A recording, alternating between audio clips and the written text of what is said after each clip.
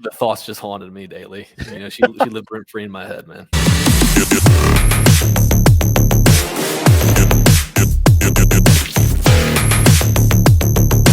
All right, guys, welcome to another episode of the Type 1 Lifting Podcast. Thank you for tuning in. I have a returning guest. Actually, we haven't talked in probably like 2 years, roughly. It's been a couple of years. Yeah, so he's the owner of the EMOM Company, and if you see him working out in his driveway, you know who the alpha guy is in the neighborhood, Brandon Luckett. Thank you for having me, Tom. Appreciate it. Hey, so there was one Instagram video. I wish I pulled it up, but it's you doing back squats or something like that, or like front racks with like no shirt on, like in the driveway. And I'm like, and I wrote like alpha dad, like alpha guy. So, and I'm like, dude, like you were looking absolutely like yoked. Thank you. I appreciate that. I'm a bit heavier than I used to be. Yeah, but is it kind of good for you though? It's been good. It definitely, I mean, I think like the biggest shortcoming for me in terms of competing has always been like the strength side of things. Mm-hmm. And over the past few months, I've added on a few pounds, which is probably needed. But I mean, whenever I wasn't competing, I was like, I didn't care that much. I didn't eat that much because I was, working quite a bit. So I'd shed the weight. But like, dude, I'd say probably since you and I talked the first time, I've put on at least 13 pounds. Damn. That's crazy. I think I put on like about 10 or 12 pounds too. So all in your biceps, though, I can see. Yeah, right. No, dude. Since I know you used to be part of Misfits for a while, so I still follow them, and I'm telling you, like, I'm not saying that your program's crap or anything like that, but I'm just saying like the Misfit like has helped me. Like my lifts have gone absolutely through the roof. Yeah. So especially Misfits was great. I mean, they're the OGs, man, and I followed them for 4 or 5 years probably. Yeah. So nothing but good things to say about them. Yeah. And all the coaches over there, I still love them. Mm-hmm. Yeah, they're great, and they're like so easy to talk to too, which is good. Oh, yeah, so for sure. But yeah, as a 44-year-old man, I'm squat cleaning 325, snatching 245, and like I'm me being 6'6" too, so that doesn't really help me out. Yeah. Oh my gosh, the camera definitely takes away like a foot. Yeah, and it's funny because like you'll see videos of me and they're like pretty up close, but like when you actually see like me standing next to somebody, it's like night and day. They're like, holy smokes, you're tall. I had no clue. Yeah. I mean, I don't go to any competitions or anything like that. So, I mean, I would like to, but it's like you have to just start showing up looking like a basketball player. Yeah, true. Yeah, true. I make Matt DeLugos look silly at the height wise. So I got like 3 inches on him. That's awesome. Yeah. But the last time we talked, you were contemplating on like not hanging it up, but like, moving on to your job with your dad and stuff like that. And I know in the previous podcast you did today with Savon, I was hoping I got you before him, but I didn't. I was like, shit. But anyway, you did jujitsu for a little while, and then you joined a team. So was jujitsu like not lighting the fire for you to go back to, and that's the reason why you went back to CrossFit?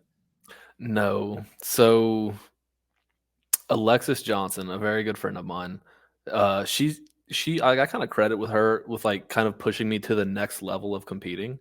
Because I met her while I was doing a summer internship in Houston in like 2016. And just like being around her and watching her like push herself, I was like, oh dude, there's a whole nother level that like I haven't even touched. And so she's been my friend for 8 years now or something like that. But in 2020, the year of COVID, she had texted me in like September and was like, hey, start training. We're going to do a team this year. I was like, okay, fine. Like pulled me out of retirement. That was the first time I came out of retirement.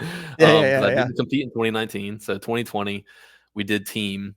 We, we went down and did a sanctional in Buenos Aires and qualified for the CrossFit Games. And then COVID happened. And so like teams weren't going to be a thing. They did like the at-home games that year, which I got to do as an individual. So I consider that like my second time qualifying for the CrossFit Games as an individual. Yeah.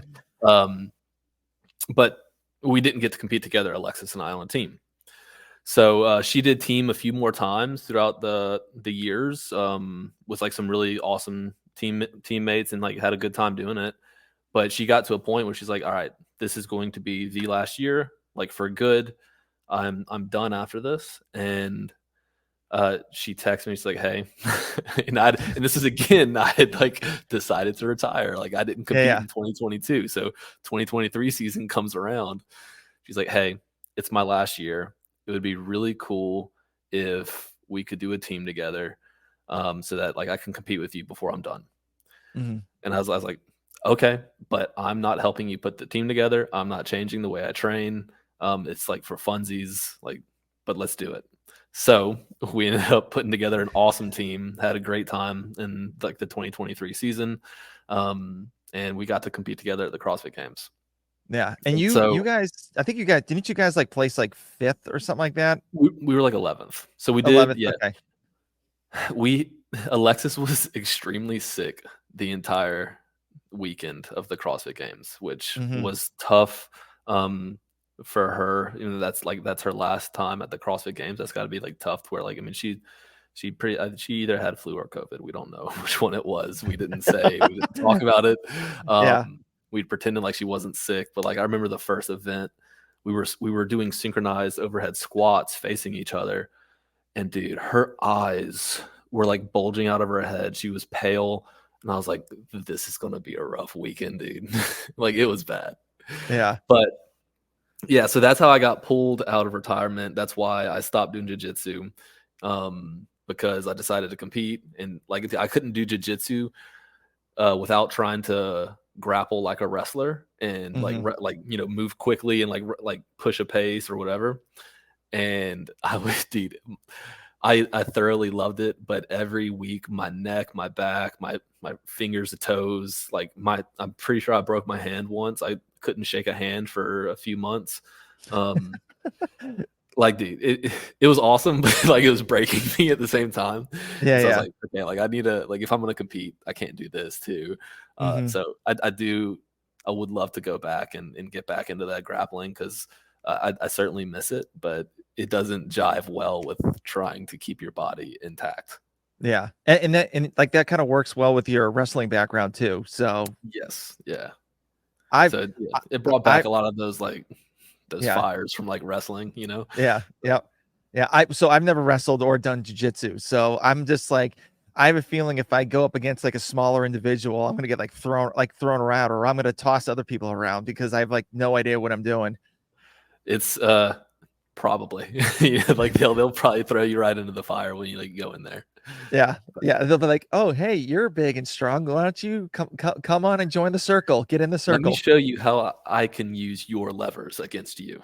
Yep. And you're I like, think my favorite yeah. term for like jujitsu is, I like it whenever people show me how to fold my clothes while I'm still in them, and that's pretty much what it is. Yeah. Yeah. And I'm not flexible either. So that I'd get definitely screwed. So yeah. But with a lot of people that don't know who Alexis Johnson is, she's a former Misfit athlete. Yeah. And she, like you said before, she goes hard, Mhm. like hard, like you said, you've seen like one level of her, and like it's like almost double that. So like Yeah. she loves going into that pain cave like a lot. And so how was Whenever her I met her, she would go into asthma attacks in the middle of metcons.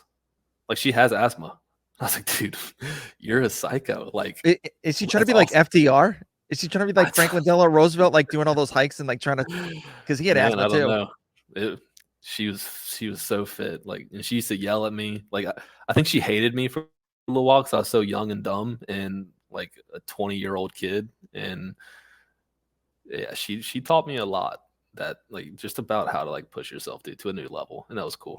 Yeah, and what were some of the things that she said to how to that makes you better to push yourself, other than you getting yelled Man, at? yeah, I mean, one of there were a few things. I've gotten yelled at by her for chalking in the middle of a workout. She's like, "You don't need chalk," like legit yelling at me. Yeah, yeah, yeah. Um, I made the mistake of talking in the middle of a metcon to Oh her, no, you never do that. Never do that. and we were both working out next to each other. That's And she crazy. like looks at me like with like this fire in her eyes, and she's like, "If you have enough oxygen to talk right now, you are not going hard enough." And I was like, "Oh, duly noted." Like, Yeah. and then there's another moment.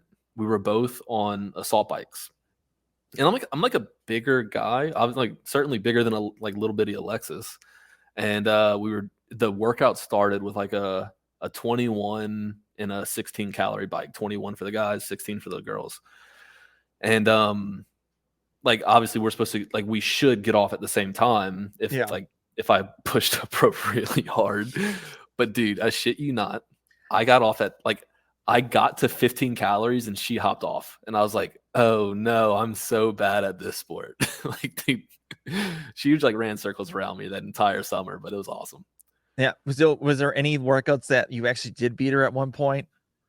There was finally there was a workout, I think, and I don't even know if it was that summer. I think it was because I did that internship that summer in Houston. I went back to Louisiana, finished my last year of undergrad, and then went to graduate school back in Houston. So I don't think it was until I like went home for a full year, trained, and then went back and like I finally got a W on her at some point that year.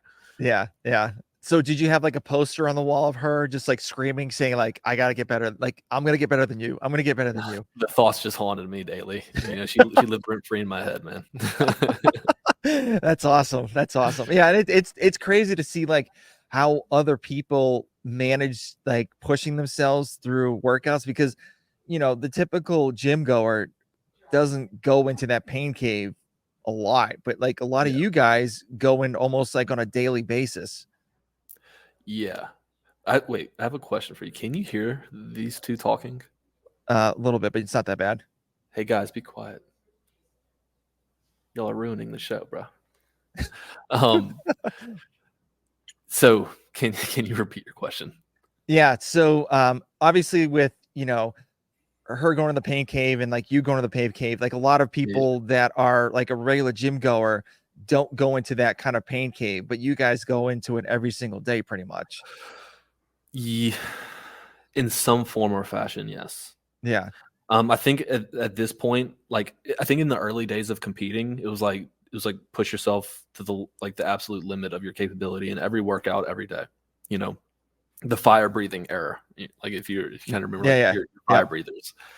I think at this point, people are getting a little more like connected to training, a little bit more and like is smart with it, and like we know that like we can't push ourselves to that limit every single day, Hmm. or you'll get like burnout, you'll get adrenal fatigue, and so like, and there's definitely like cycles like throughout the season as a whole, Yeah. but there's still like the mental grind of it. Even if you're not like pushing yourself past threshold and getting into like that third, fourth gear, like there's still the mental aspect of it of like every single day I've got to like check these things off the box and I have to do them intently, and like it's going to be a grind.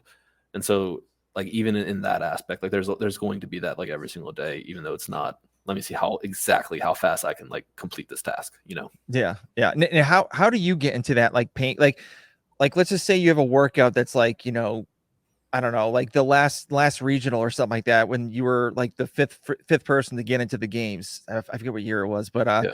but like you probably were thinking in your head, well, I'm just guessing, but you were saying, listen, I gotta like full throttle this workout. And so how do you get your mindset into knowing that, like, listen, you're gonna go dark for a little bit and just go, go, go? Because I know, a lot of people can't get into that mindset. So how do you get into Yeah. that mindset? um Man, I think it's part of the competitive nature. Because I mean, everyone knows that like you put someone next to you, like if you train in your garage by yourself and do a metcon, and then go to the gym and do it with the class, like more often than not, you're probably going to push yourself much harder whenever you've got like other rabbits to chase, or like pride's Yeah. on the line, or like ego gets involved and things like that. Um, and so I think it's for competitors, it is the daily thought of like I've got to get myself to that place so that I am aware of how it feels, and I'm like I know that my body and mind can function in that like darkness. Mhm. so that whenever like I do get to the floor, I'm not I'm not incapable of like touching that place. And so it's just like it's just it's constant and frequent exposure to that feeling. And like it's hard to get to the pain of like competition in training. Like rarely do you go to that darkness, but it's like you get close to it. Like you make things hurt really bad so that whenever you like get to competition, like you know that you can get there and like you know like you're capable of like this pain tolerance and like Yeah. and I think that's something that's like I've gotten a little bit better at this year. Um Mostly from just doing 30-minute pieces is like go you don't have to like, red line in the first 5 minutes if it's a 30-minute piece because like the last 10 minutes you're redlined. So like Mhm. you don't get a choice. Like you should get redlined regardless, you know? Yeah, yeah, exactly. Yeah. That's So awesome. Yeah. Um, oh, I was gonna so shoot. So oh yeah, have you ever like when you do a hard workout, do you ever like flail down on the ground and like a dog, like just like a dead person pretty much? Or you do that like a good amount of the times? no, not a good amount of the times. It's usually like a sit down on the haunches and like find a Hmm. fan or just watch the sweat drip onto the floor. But every now and then, like there's your feet touch the floor and like you just collapse. Like every Yeah. now and then there's one of those. Yeah. Like event 2 from quarterfinals, the wall ball and burpee box jump over. Hmm. My feet touched the floor and then my shoulders shortly thereafter also touched the floor, you know. Yeah, yeah. I think of my CrossFit, all the years I've done CrossFit, I think I've laid on the floor like 4 times Yeah. because I strictly remember Sherb from Misfit Athletics. He's like, you don't lay down like a dead dog. Just you stand up or sit down or do something like that. And so I was Yeah. like, okay. And then like I have in that mindset pretty much, just like, okay, I need to, just sit down or like, not flail on the ground and like look just like a dead dog, pretty much. Yeah. I've had the dead dog looks a few times, but um not as frequently as you might expect. Not as frequently as like I don't know if you remember Travis Williams. Yep.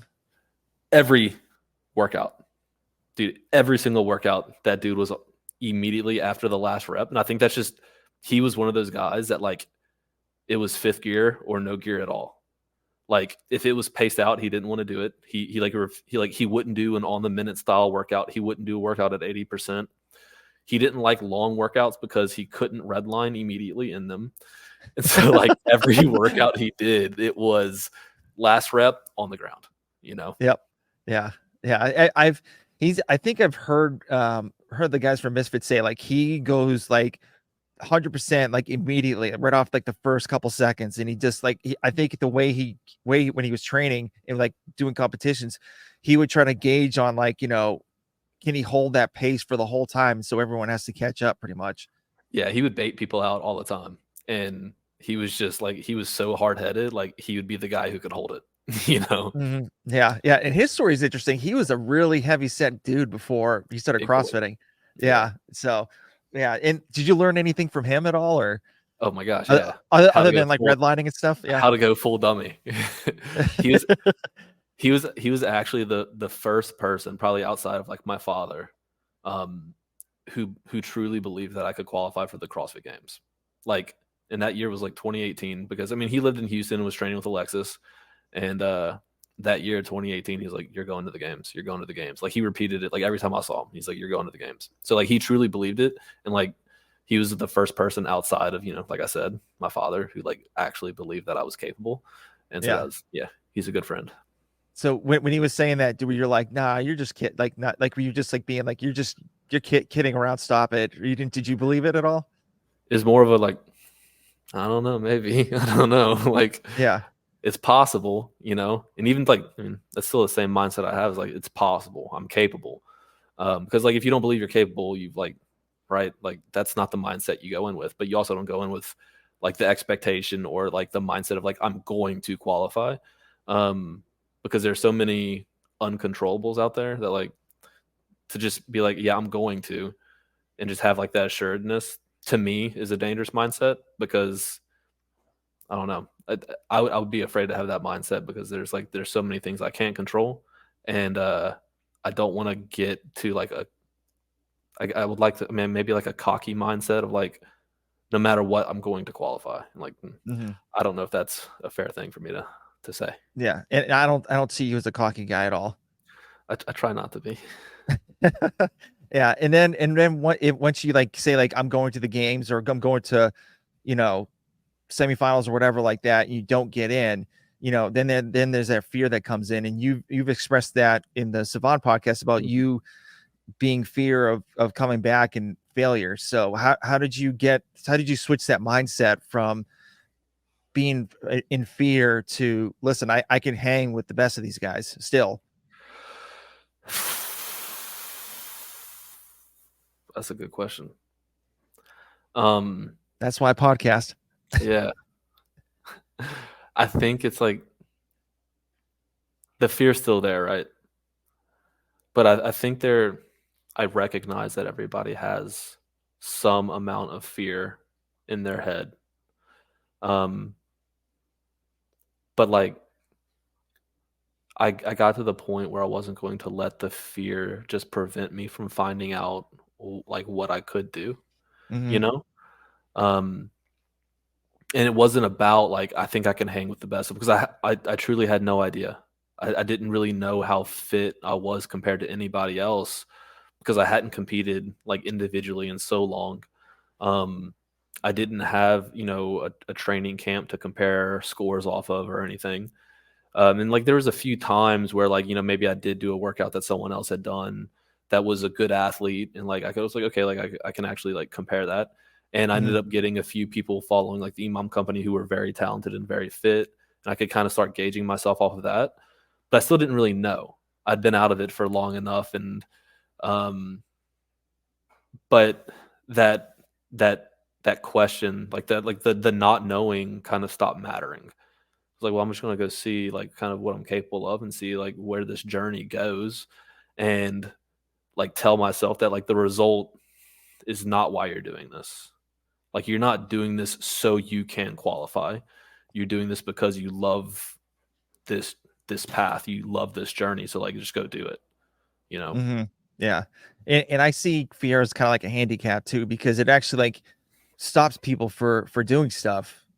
Like Yeah. for example, when I was working at a children's hospital in the ER, I was talking to this lady, and she's like, "Where are you from?" And I'm like, "Oh, I'm from Massachusetts," and it was in Atlanta. And so she's like, "Where's that?" And I was like, "Massachusetts." And so she's like, "Yeah." And I'm like, "Oh, it's like north of like Connecticut, New York and stuff like that. It's really close to that area." She's like, "Oh, I've never left Atlanta." People don't want to like, yeah, dude. I, and I'm like, like you can't let fear Yeah. hinder like you're gonna regret everything in life. You're like, I never left Atlanta. Like I Yeah. could have gone to like the next state over, or visit a whole bunch of places. Yeah. Um, I think I've certainly battled fear so much through my life. Fear of not getting good enough GPA in undergrad, fear of not getting into a good graduate school, fear of not matching in a residency, fear of not qualifying for the CrossFit Games. Like the fear goes on, and like I think actually over the past few months, like I kept reflecting on all of those times I was so afraid of the failure that was to come and all the times where like I did fail because I've certainly failed in enough Yeah. things to be familiar with failure. Hmm.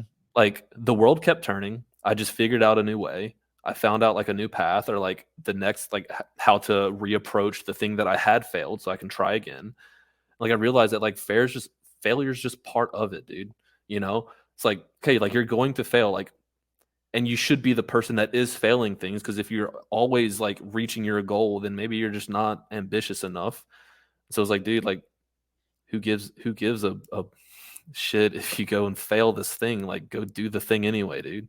Yeah. And so I think that was a big part of it. It's just like okay, like who cares if you don't attain the goal that you wanted. It's like you're going to set a new one the day you get back anyway, and you're going to go try to chase that, and maybe you fail at that one or maybe you like succeed, but like I realized that like the game's the thing I'm playing and it's not like the goalpost I'm trying to reach. I just want to keep playing the game, whatever Hmm. that game is, whether that's like whether that's work or whether that's CrossFit or whether that's like the next thing that I do after CrossFit. Is like the game's going to keep getting played, and that's what I want to do. I don't like I will never be finished, you know.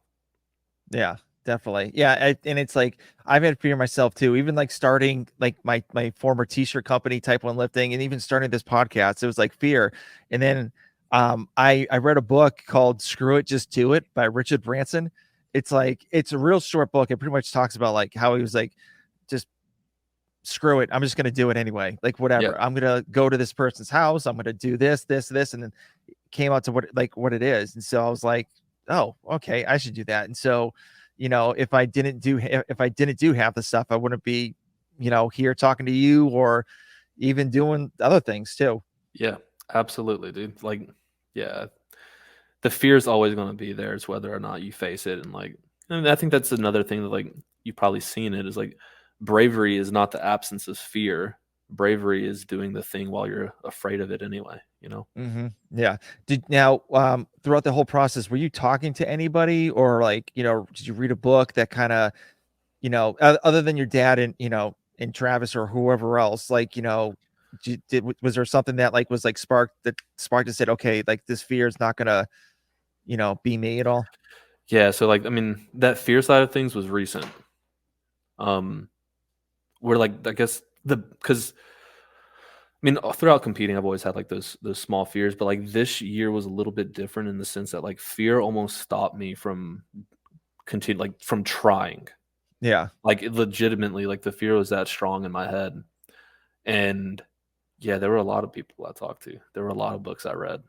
Um, from my wife, discussing like whether or not I should do it or this, that, and that, like talking to her about like my desire to even want to do it.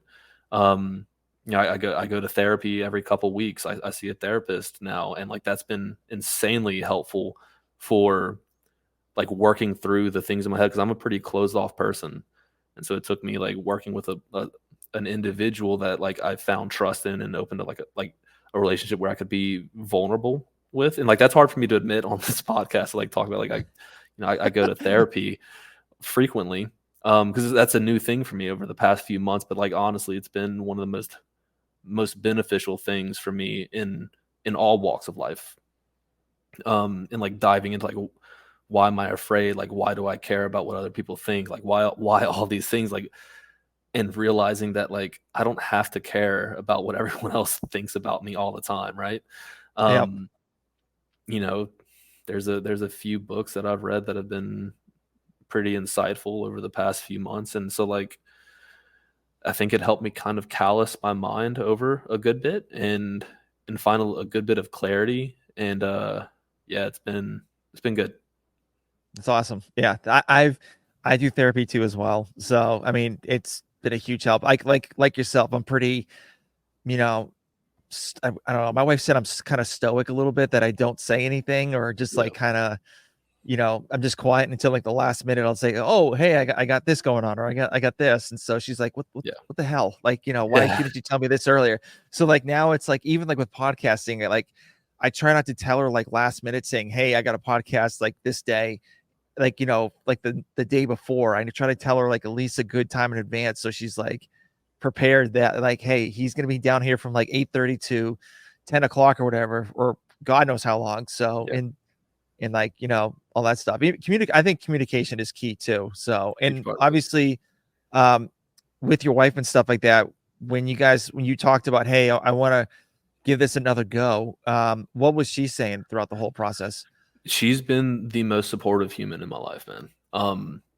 And so like, dude, she's always said like, I don't care if we have kids, I don't care how many jobs you work, I don't care how many companies you're working for. Like if you want to do this, like we'll figure out a way to make it happen. And so like, I ask her, like, should I compete this year? She's like, I think you should do it as long as you want to. Like as long as you have a desire to and like you're enjoying it, like there's no reason for you to ever stop. Like we will find the time, you know. So she's awesome. Yeah, that's awesome. Yeah, that's really cool. And I see her in some of the videos that you post with you doing the workouts in the Yeah. back. Yeah, she's in the garage a lot. Yeah. So is she the head content creator of EMOM and your Instagram page? Nah, it's me, man. She does the apparel though. She does the Okay. apparel now. She does apparel. She's an accountant. She's a CPA, so she does her books now. Um, she keeps tabs on all that stuff. She puts out orders. There's always a stack of like boxes and bags by the door. She's like, hey, you got to bring those to you like the post office. Like, Mhm. sweet, good, let's go. You Yeah. know? Yeah. Keep it going. Keep it coming. Yeah. So, but so with you starting that, you talked about companies before. So you started the EMOM company. Yes, sir. So can you go a little bit more in depth about that and like why did you start it and Yeah. and how it's where it's going now? Yeah. So like that 2022, like after the 2021 season, 2021 was the last year I competed at the CrossFit Games. I was living in Oklahoma that year I competed. I moved home in August to start working for my father, and he had gotten very sick with COVID and was out of work for a couple months. Um, Not only was he out of work from COVID, he had also taken like 2 weeks off to go watch me in Madison and got sick in Madison. So then when he got Oh, home, geez. he was Yeah. out of work for a while. Uh, and so I moved home early from Oklahoma because the work was getting so piled up. He asked me to come home to like start taking care of business, and he was actually afraid that he might pass. It was He was on an oxygen tank, and it was actually like, man, it was a Thursday, and I called him. I was like, hey, Dad, like if you need me to come home, like you would tell me, right? Because at this point it had been like a couple weeks, and he was not getting better. Hmm. He's like, yeah, I'd let you know. I was like, okay. And I was like, well, do you? He's like, no, I'm good right now. And then the next day, he's like, how soon can you get home? So I was like, I'll be there Monday, dude. We picked up a couple U-Hauls, put as much of our furniture and stuff in our house, and that was in our house as we could into a U-Haul. Drove home on Sunday and unpacked on Monday, and Tuesday I started working with them. Um, After a few weeks, we kind of got some things under control. I was able to catch up on a good bit of work. And I went back to Oklahoma for a week to finish packing up the house and then moved home and was working. And we were still a little bit backed up. So I was doing quite a lot, getting adjusted to the new schedule, getting it like adjusted to every new hospital I was working in. So it was quite overwhelming. And I just didn't have that one constant of my life as much of like training and like feeling good about like what I did physically. And so I think in November, like I was like, okay, like I'm just gonna start doing my own thing. Like, because I was either following like jump ship training with Seth, who used to be part of Misfits. Hmm. I think I was following like his stuff, and I just like wasn't where I used to be, and like that ego played in. I was like, I'm not fit anymore. Like, my times don't compare to anybody anymore. Like, this is making me it's making me sad. It's like I'm just gonna do my own thing, so like I don't think about anybody else. And there was like, I mean, I used to do during residency, whenever I would get home at like 6:30, I only had like 30 minutes because like I wouldn't train late. I'd refuse to train late because it messed me up for the whole next day. I would Yep. do a 30-minute EMOM. I'd pick a barbell movement or like a loaded movement. I would do a body weight movement, and I would pick a machine, and I would just rock it for 30 minutes or 10 rounds. And so in November, I was like, all right, I'm just gonna start doing 30-minute EMOMs, dude. I'll ride as many of them as I can, and I'm just gonna start doing them. So like I did my first one, and dude, like I remember how good it felt to do something in the gym again and feel like I accomplished something, like something really difficult, and like it just felt good, and like it brought me back, man. Um, and so my brother-in-law, my sister, my wife were all in the gym with me that day, and I was like, I talked to my brother-in-law Ron. His name's Ron. Um, I was like, do you think other people would want to like see these workouts? He's like, Hell I yeah. mean, yeah, like why not? I was like, okay. And so I thought of the name like the EMOM Company. Thought it sounded snazzy. I don't know, like something drew me to the name. Created the Instagram profile, and then just like whenever I would do 30-minute EMOMs or an EMOM of any sort, I would snag a video and throw it on Instagram. And I would do that like 2 to 3 days a week because I didn't owe anything to anybody. I wasn't doing them every single day. Yeah. And But after a while, we kind of built up a repertoire of like workouts, and people were like following, and people started asking for like a daily program. I was like, dude, I'm not doing a daily program. I don't want to owe anybody 5 days of programming per week. That's too much work for me. No one, I don't think enough people would follow it to like make it worth my time. And then enough people started asking. Yeah. And so again, I went to my brother-in-law. I was like, hey, like, what do you think about like maybe we make this like an actual thing and like we give it a shot? He's like, why don't you beta test it on someone first? And so like I had a buddy who was in law school, super busy kid. I was like, can I beta test this? Like, let me just see if I can even come up with like 5 on the minute style workouts a week, you know? Mm-hmm. And so I ran with that for a couple months, and he's like, dude, it's good. I like it. It's fun. Um, so I kind of developed like a, rubric of like how the week would look. And we started a daily program.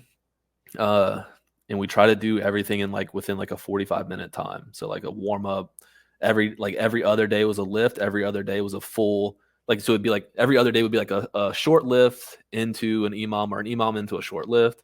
Mm-hmm. And then the other days were like long EMOMs, and every Saturday was a 40-minute EMOM. And there's no Ugh. lifting. It's like just a 40. Like cause like everyone wants to go in on Saturday and get a long grinding workout and then be just like wipe the rest of the day, go spend time with their kids or go barbecue or just whatever.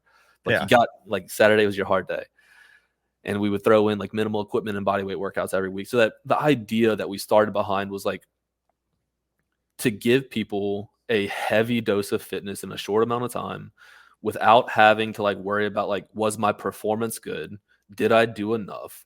To have like, it was like get in and like whenever you're out, you have no questions. You did the work, you know? And so Mm-hmm. like that was kind of our philosophy that we started behind with like our daily program. And like that grew slowly. Like we started with like 25 members, we grew to 50. I remember like the day we hit 50, I was like, dude, this is so cool. Like 50 people care about what I'm writing, you Yeah. know? And we Yep. would get like, on months where we got like 15 trials. I was like, that's so cool. We got 15 trials, like 15 new people tried it. And we slowly grew. We added in like a competitive program. And that started out really slowly and it slowly grew. And this year, I think it's been like 2.5 years since like I started the Instagram. Um, we have like our following exploded at the beginning of the year from like a few thousand followers on Instagram to like 90,000 out of like nowhere. And 90,000. it's almost 90,000. Yeah. Holy crap. And like for That's no reason, like no reason. that is insane. Yeah. Insane. Um, and like we have a pretty awesome membership. We have an awesome community. And like I had no expectation for it ever other than like I wanted to provide value to the community that followed us. And Yeah. even to this day, I am very adamant about continuing to add value to our community. And so people can go to our Instagram page and see hundreds of workouts for free. And that is still what I care about, is just providing value to the people who have been there with us and like are hopping on with us now, you know. Yeah. Yeah. And you have some great testimonials on the website too, of like just like quick blog posts on like, people that do the EMOM, company workouts and stuff like that, and how good they feel like during the workouts and how they feel better from when they first started. Yeah. It's all very simple stuff. It's just gritty. And like it doesn't have to be complicated. It's just got to be consistent, you know. You just got to get in Yeah. there every day and just make it happen. And we have a pretty good format of just like start the clock and get going. Yeah. Now, have you had like other people from like different groups kind of like help you out, like pave the way to like, for memberships or anything like that? How do you mean? Like, maybe the guys from Misfit be like, hey, you may want to try this way instead of this way. Like kind of like Um, I don't know, like Gotcha. a, someone to watch over. Um, not not really per se. I did talk to Seth Page with Jump Ship because he was a personal coach for me my Yeah. last year I competed in CrossFit, and is a good friend of mine. And like whenever I first started, he liked the idea of like the on the minute style training, and I was feeling awesome doing it, and like people enjoyed it, and things were like catching people's eyes, just like really hard grinding 30-minute EMOMs. And so like I kind of talked to him a little bit about how he grew because he's grown very successfully Oh yeah, yeah. from like very small to like he's doing very well now. And asked like some tidbits there.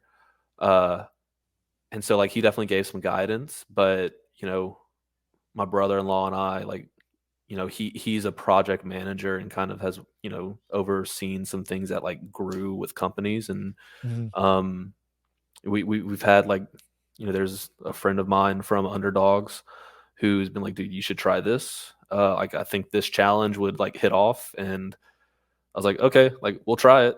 And that challenge like doubled our membership in a month.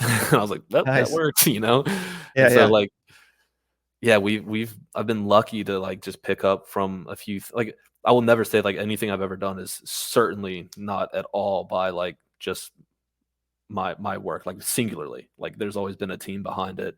And there have been like a few things picked up from other people that have been massive. And so now, we've got, a team of like 5 people who are working on this little project with me. And it's pretty cool. Nice, nice. And so how many members do you have now? It's a bit over 500 now. Oh, And at the first of the year, I think we were at 120. that's crazy. Yeah.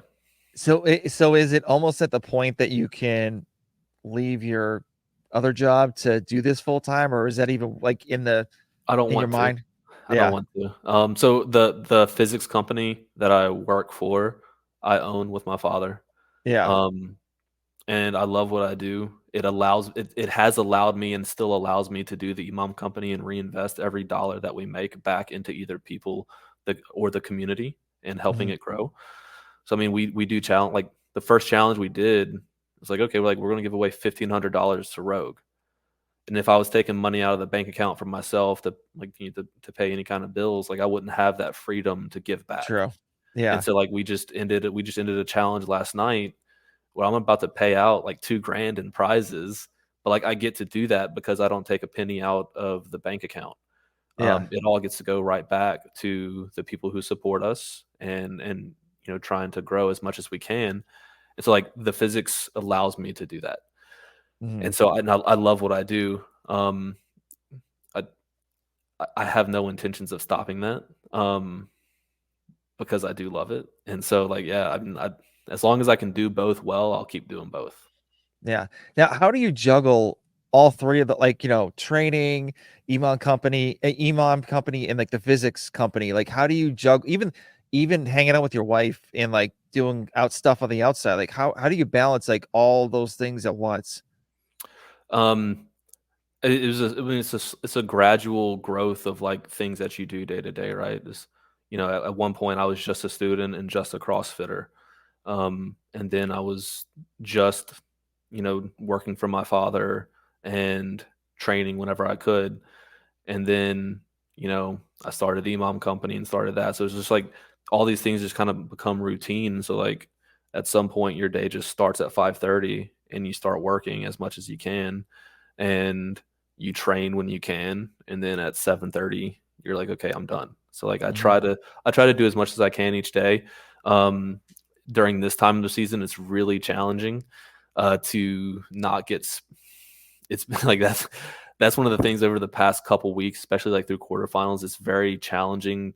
Like I'm a little bit behind on work for physics, but I also know that like this is maybe my last chance to compete at semis, and it might be my last year. And so like it's okay to put the focus here because on Wednesday when I get back, I've got a full day of work.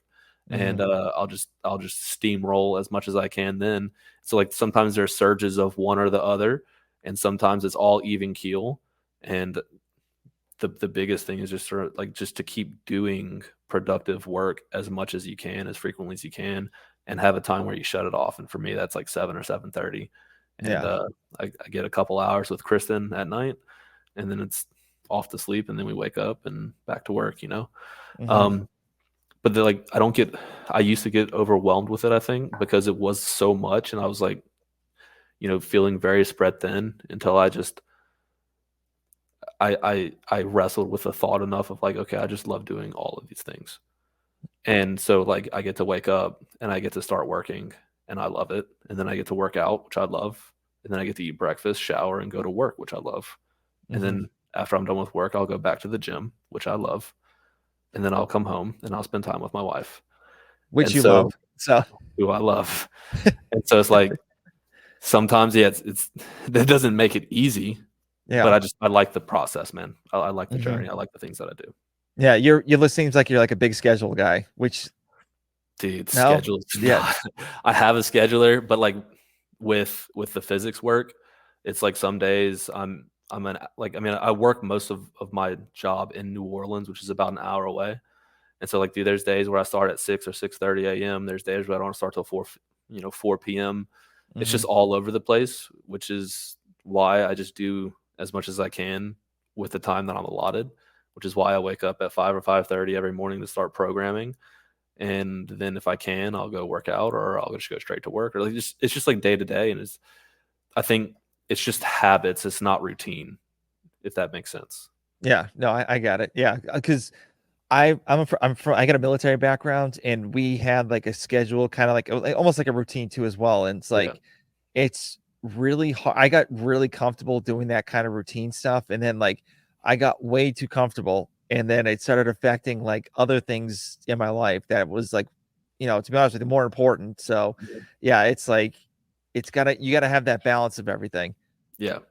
So I mean, I try to figure out what the day is going to look like the day before.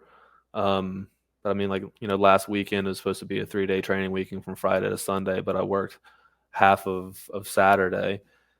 And so as soon as I was done working, I was like, I got to find a gym. I got some buddies in New Orleans who've got gyms. I got some friends in Baton Rouge who got gyms. So I found a gym to go train at for, maybe an hour and 20 minutes. And I went to a baby shower for a gender reveal for my younger sister. She's having her first son, her first child son. Nice.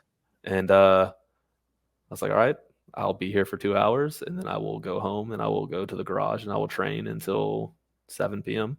and then I'll eat dinner and I'll go to sleep. And that was my Saturday. Woke up, Nice. worked, trained, spent some time with family, trained, go to bed. Yeah. So speaking about gender reveal, did you see that? You ever do you follow that Instagram page, Gym Weirdos? No. Oh, like, so gosh, I wish I had this video up. So they did a gender reveal party, and the guy was a CrossFitter. And so he had like these like 225, like two bumper plates on each side. And they had these like packets of like color. So Yeah. when he dropped the barbell, the color would shoot out to see if it's a boy or a girl. And Yeah. so he took it up and just like slammed it on the ground as hard as he could, and it turned out blue. But if you notice, I'll send it to you too. So, Uh, but if you notice on like the bottom left hand corner, the the powder just shot right at this girl's face and just like oh covered her no. whole, like all blue, like covered her face, her hair, her dress, like everything was completely covered in blue. It was hilarious. Dude, that's almost exactly what we had 6 of those like confetti powder poppers in the yard. The entire yard was blue and full of confetti. There was confetti in like, dude, like 300 feet in the neighbor's yard. Like these things were like 3 feet long poppers. They Oh yeah. weren't they weren't your foot long poppers. They were huge. The entire yard was blue. Yeah. Yeah. We had I had the ones with like the sparkles and stuff like that. You just like twist it and it like pops Yeah, off. yeah, And so my wife did an ad for like, what was it? It was for like a cover for like, a crib, like a day crib or something like that if you go on a travel. So like when the kids sleep in the middle of the day, it's not like it's completely blacked out and they can't see anything. yeah, yeah. And so it was like a giveaway. And so he popped it off and we took a picture, and it was at this like random company's like wall. And like it was like all the confetti was like all over the grass. And so I had to go back and get a leaf vacuum and like literally for like 3 hours just vacuum all that shit up, because it was like I didn't want to get in trouble because my wife was taking pictures there, and I'm like, God damn it, this is the worst thing ever. So yeah, it was Paid not for it for fun. sure. Yeah, oh yeah, yeah, it did.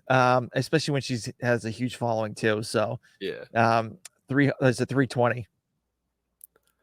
320? That's big. Yes. Damn. Yeah, What's she she's do? probably got more now. So she does she's a fashion influencer. Damn, dude, that's dope. That's every Yeah, woman's dream. pretty much. Yeah, like Yeah. I could send you an Instagram page because Okay, like your wife would probably love it. So, I've but got a you'd probably question for yeah. you. So, have you ever heard people just be like, "I wish I could just be like an influencer. Like that would be so easy." Have you ever Yes. heard that? Yeah. Like, I wish I could just be like a fashion influencer and just try on clothes all day. Like, I would love that job. Mm. I'm like, hey, like how hard they work like daily to do this kind of stuff. So I'll give you a quick breakdown on it. So when we first, well, so when like before Instagram came about, she started doing a blog post for fashion. And so every Sunday, she would wear 5 different articles of clothing, and I would take pictures with the camera. And so this was like more like this is before like I think the iPhone was even out too. So I would take the pictures, and she'd look at them. She's like, "Oh, this one's blurry. Do it again." And so we got to do it Yeah, again, different poses. And we did it around the neighborhood where, it'd be like, okay, I need to take a picture here. And we go to like these random places too, of yeah. like places we shouldn't even be near, but it was like a cool background. So we just went in there anyway. And like and so yeah, it's very hard work. And It's then just you did it for years, yeah, years, and like just since put in the hours to be able to do it.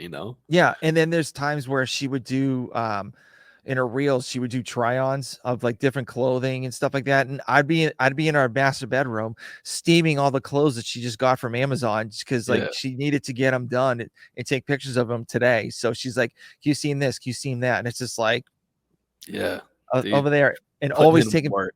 Yeah, she put a lot of work in. Like obviously, like me taking pictures of her all the time, and Yeah, there's a couple times I was like, okay, I'm gonna go to the gym. She's like, and like I took pre-workout, and she's like, can you take a couple pictures of me? And I'm like, how many outfits are you doing? And she's like, 5. And I was like, 5? And like pre-workout already kicked in. And I'm like, shit. beta alanine tingles. Like Yeah, you can't yeah, take a yeah. steady Like, photo. yeah. And I was like, oh God. And then like I'm a graphic designer I went to graduate college with a graphic design degree. So I was Yeah, trying to put my artistic twist into taking pictures. And she's like, no, I have to be in the middle. I can't be off the side. It has yeah. to be in the middle. And so I You was can't like, do one shit. thirds though. You can't do one Y- thirds. No, there's been a couple times we got into like a little arguments here and there. So I mean, I'm it sure. happens. But she like even people like podcasting or even like doing YouTube or whatnot. It's like people think it's so easy and it's not. It's just like being a professional CrossFit athlete. It is not easy whatsoever. No,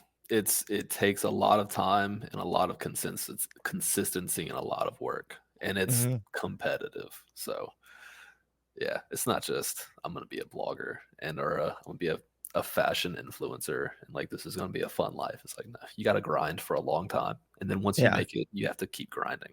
Yeah. I mean, I'm not gonna lie that we've been on some trips. We've never paid a dime for anything at that That's trip. awesome.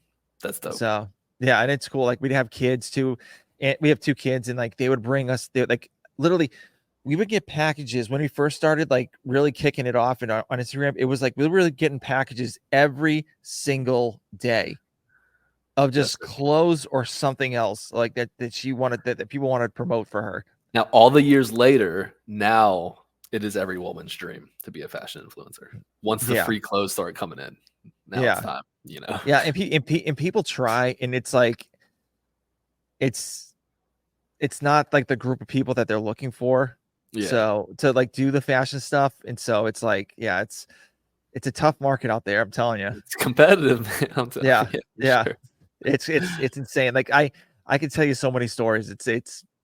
But dude, It's good for her. crazy. That's awesome. Yeah, yeah. Congratulations there. But anyway, so you made it to semifinals, and I believe you are the number 1 person in the North American West. On the leaderboard, I'm number 2. I was number 1 after the Open. Oh, okay. After quarterfinals, I was number 2, but really I'm number 3. So Patrick Vellner was ahead of me until he got hit with penalties on his box step ups. So I still think Oh, I'd still say number 3. okay. Okay. Well, I mean, Yeah. I mean, he did him wrong then. So According to CrossFit, he did. Yeah. I mean, I'm gonna stay on. I'm not gonna ride that. Like, I'll ride that fence. I'm not gonna jump on one side or the other. But yeah, yeah, yeah. he's a Stay fit dude, super stay competitive. neutral. So Yeah. I'll I'll hold my place in third. For Yeah. So you saw, obviously I saw the workouts. hmm So I mean, obviously they're not EMOM workouts. So how are you going to be able to handle all the movements and stuff? The same way I did the Open, and the same way I did quarterfinals, I guess. Just go do the thing. Yeah. Um, Nah, man, I don't just do on the minute style training, although it is like a big part of my training, especially in the I off know. I season. know. Yeah. Yeah. But I love the style of semis. I like the grittiness and the grind. I like the simplicity of everything as far as we know. Like I don't know what'll change or what they might throw in that we don't know about. For the most part, they're pretty simple and straightforward and gritty, and I like that. Um, so I think it's beautiful programming. So how cool is it for you to be back in, is it back at Carson, right? In Or the Carson, same yeah, spot? Yeah. So how cool is that to be back at the Carson? that's epic. I've been there twice just to spectate. I've never competed there. Oh, you haven't? Mm-mm. Oh, damn. 2017 was the first year in Madison. Oh, that's 2018 was right. the first year I qualified. Okay. And so, it's like to be able to go to Carson and actually compete in Carson is like, dude, it's so sick. Like that's whenever I was young, dude, watching the sport and like being a fan of the sport. It's like, dude, I just want to I want to run in that soccer stadium. I want to lift in the Coliseum. Like, dude, it's dope. Or the tennis Yeah. stadium rather, not the Coliseum. But yeah, dude, like super cool. Dude, that crowd's gonna be wild too. Wild. I hope so. Yeah. Yeah, it So will. we're gonna need some people yelling at us for some of those workouts, man. Yeah, yeah. So when you're looking at the workouts, did you see any that are like kind of like home runs for you, or like saying like, oh yeah, I could really do some damage with this group? I've never looked at a single workout and thought that. I've never I've never looked at anything and been like, okay, I'm gonna crush it. But like, I'm also not an athlete that has home runs, to be honest. Um, I'm a decently consistent athlete for the most part. Yeah. Uh, and so like, I don't get real high and I don't get real low, except for if typically like a 1 rep max would usually be pretty bad for me. Um, and so like, even if there was something where I was like, oh, dude, like those movements are great for me, I think I can do some damage. Like I wouldn't have that mindset because like I always just think that there's going to be someone better. And so like I know it's going to have to be like a dog fight no matter what the event is. And in fact, like the ones that you're good at and like you think you could knock out of the park, those aren't the ones where you're like, okay, like this one's going to be easy for me to win. It's like, no, this is the one that's going to hurt the absolute most because I can do Yeah. well at it. Yeah. So I have to be careful with that mindset. And even if there was one that I saw, like I'd have to be careful with the mindset. But there isn't anything that I really look at, and I'm like, okay, like I could smash it. I hope to be consistent across them enough that I can, that I can have a good weekend. But again, I also can't control the other savages on the field because every single one of those athletes is capable. Yeah. Yeah. So are you going to be able to like chat with your therapist or somebody that like can kind of like take you off the ledge if you're like not in the right place at all for that weekend? I got my wife, I got my Well, friends, that, you know. yeah. Um, and I think in competition, there's never been a ledge. Like, I mean, in 2021 at the West Coast Classic, the last semis I competed at as an individual, I tore my UCL in the first event. Yeah. Um, so I had to compete in 5 more events with a torn UCL on my elbow, and even then it was like, okay, like I'm not gonna. There's no ledge to walk off of. I'm just gonna see if I can like take this next event, and so like even still, it's like you just take it one event at a time and put your head down and play the cards that you got, and like just kind of see what you're capable of. And like I think that's the biggest thing for me over the weekend is just like what can I do in this event? Can I run an awesome race? Can I like optimize this workout for me? Can I keep my blinders on? Can I push whenever it's necessary? Like what can I do compared to the field? Like without comparing myself to the field, if that makes sense. Yeah. And when you win, you're going to tell John Young to eat shit. Oh man. John Young's a good guy. He he he never like insulted me with anything he said. I never took any offense to it. Like dude, we're Yeah. putting the shirt in the mail for him, and all in good jest. We're gonna ship it out to him. Um, but like, uh, I mean, I don't mind being called washed up or like I don't care if people I don't care if people know my name. I don't care. Like, I'd rather it be quiet. Like, I'd rather no one know who I was or like where I was. If I was even a contender, doesn't matter. Because like I said, like the weekend comes, like you just go do like what you're capable of and see what you can do, and it doesn't matter what anyone else has thought previously. Yeah. Even and that goes for like if everyone was like, dude, Brandon's gonna go win. It's like, dude, that also doesn't matter. And in fact, that matters less so than anything else that anyone else could say. Is because like someone saying you're gonna win is like there's not a lot of value in it because you have to go do the thing first. Yeah. Yep. Now, how did you hear that? So did someone like message you and say, "Hey, John Young said this," or were you listen? That's what happened. Yeah. I don't listen to a lot of like CrossFit podcasts, honestly. Like they make me nervous, they give me anxiety, they make me start thinking about like what everyone else is doing all the time Hmm. instead of just focusing on like what I can do that day for myself in terms of like training or whatever. And so I don't listen to a whole lot of like CrossFit podcasts for that reason. Smart. Um, Very smart.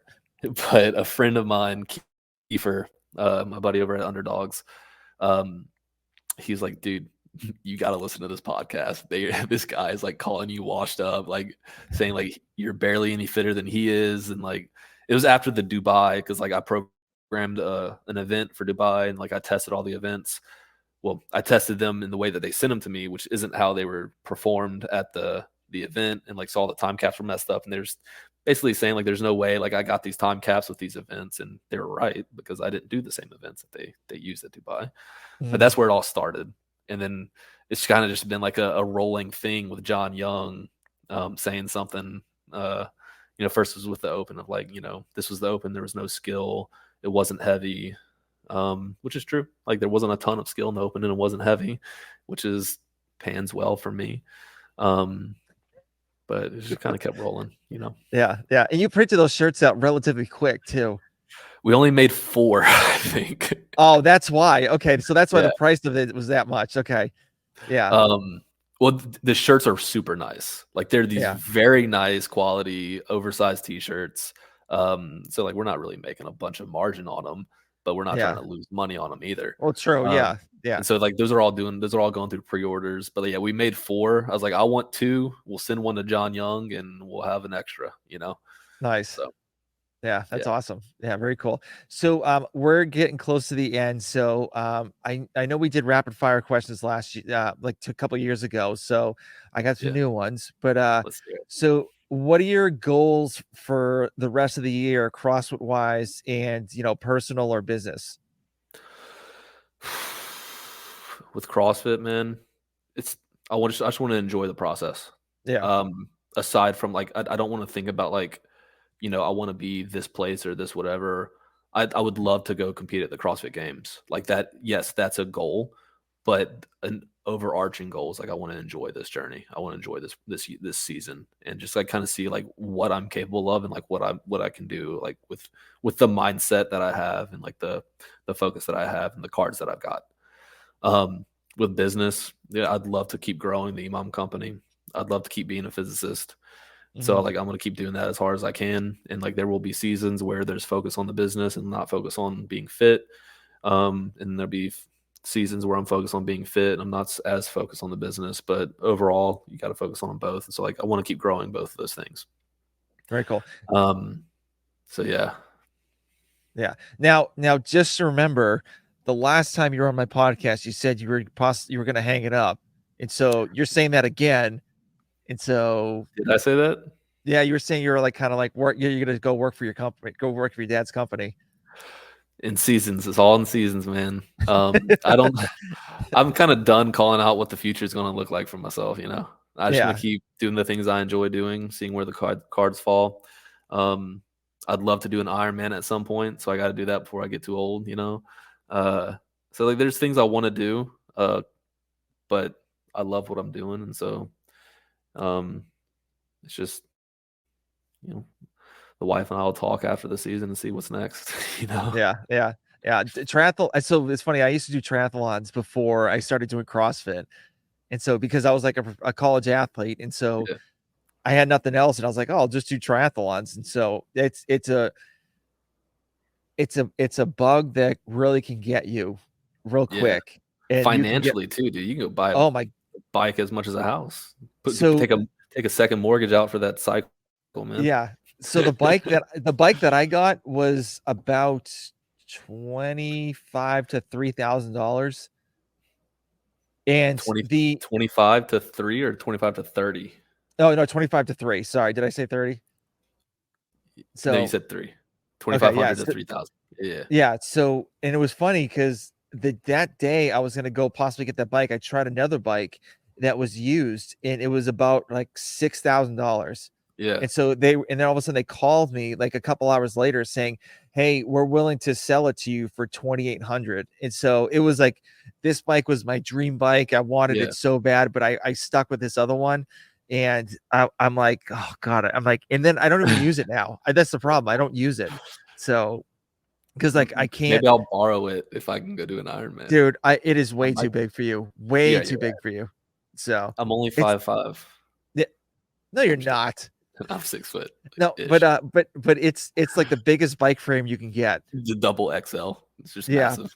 Yeah, pretty Yeah. much. It's a double XL for specialized. And so it's Yeah. like, and I can't ride it with like doing like normal rides with my kids and stuff because the seats all the way up. And so I'm like literally like holding the elbow rest up, Yeah. just sitting up and just looking super That's awkward. not a So casual ride bike. It's not the beach no, cruiser. no, You no. know? I wish I had a beach cruiser, but yeah, Yeah. it's that I haven't gotten on that bike for a very, very long time. But when I was in the doing triathlons, I was hooked, Yeah, absolutely dude. hooked. So Yeah, so we'll y- see if I touch on one of those. There's a lot of challenges out there, and that's like what I said. Like, it's always going to be the next thing I want to go give a run at. So we'll see what happens, man.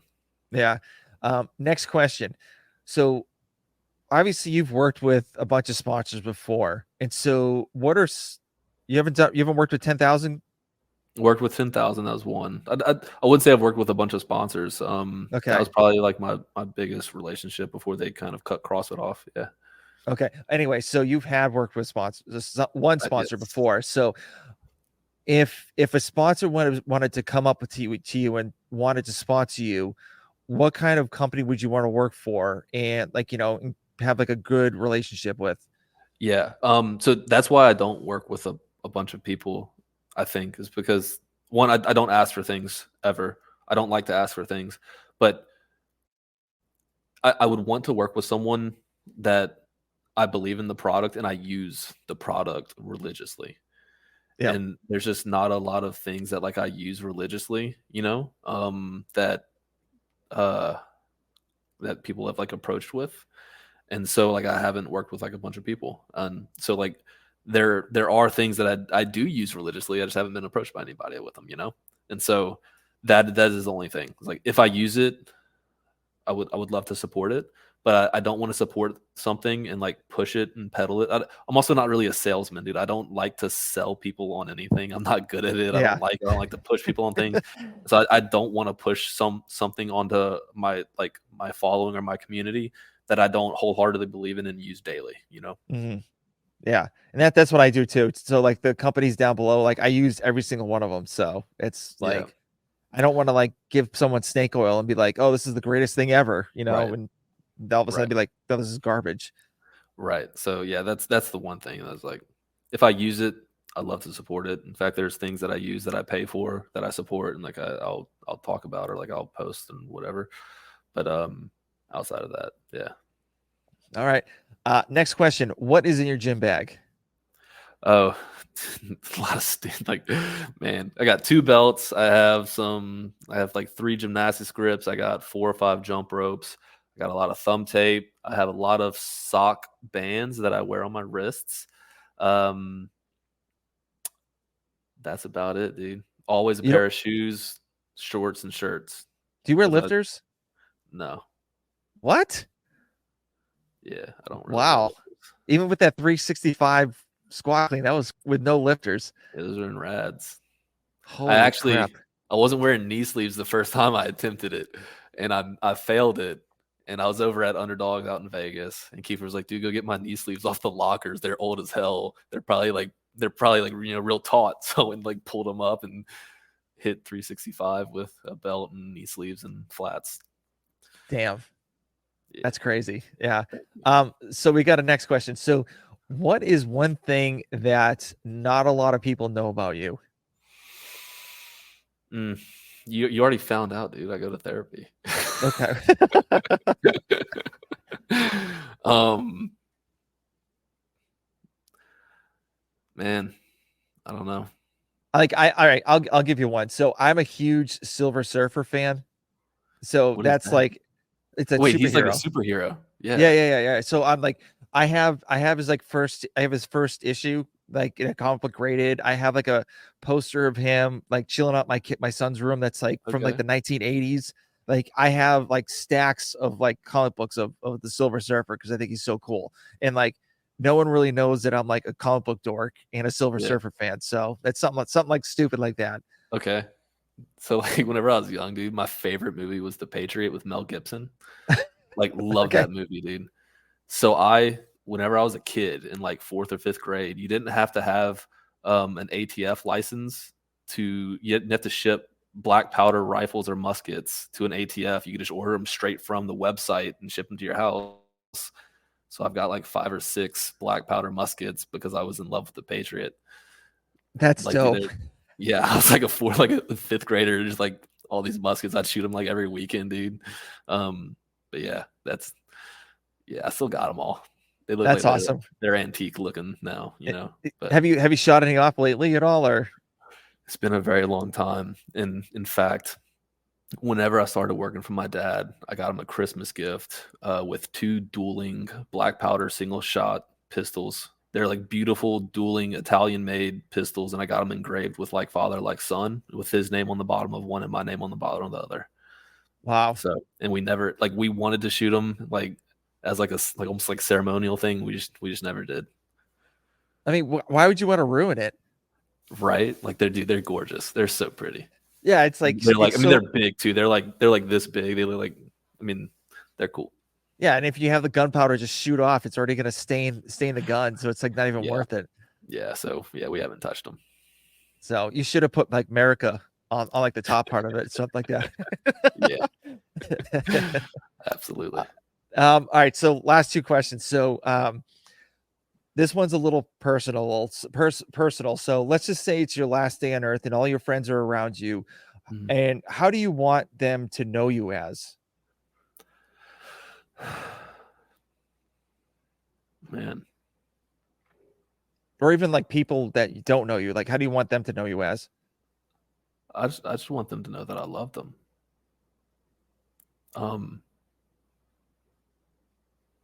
I don't. There's not much else that's more important than that, man. Mm-hmm. All my friends, all my family. Like it doesn't care what they thought I was. A hard worker, a CrossFit athlete, a physicist, a son, a brother, a dad. I just want them to know that I loved them and I want them to love me. Damn.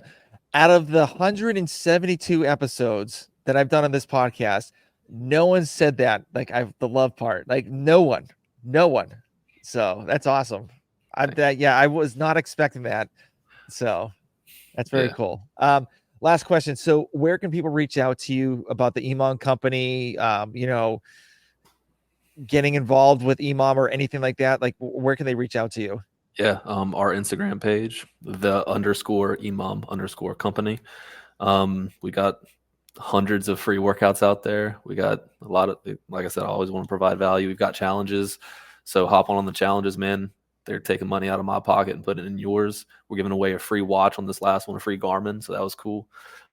And then all of the other information is always in that link in the bio that I don't pay attention to anymore because our marketer is awesome and she takes care of all that. So Nice. Very yes, cool. sir. Yeah. Well, hey, thank you for coming on. And I'm sorry I had to delay it another week. So you had No, to do dude, literally do all 2 good, man. podcasts. So, I but appreciate you. yeah, dude, it's like I can't believe it's been only 2 years. It's been 2 years since we last talked. And like it's all It's like the crazy. first time it was great talking to you, and it's even better now. So Thank yeah, you so much. you're welcome to come on the Man, show anytime you've you grown want. so much in 2 years too, man. I've been seeing Yeah. you all over the place. That's amazing. I'm trying. I'm trying. So Hey, it's dude, not. keep grinding. Your Yeah, it's wife just. knows how to grind for years and make it. So, like, dude, just let her tell you what to do, right? You know? Yeah, Don't yeah. tell her I said that though, right? All right, man. Thank you, Tom. Appreciate you.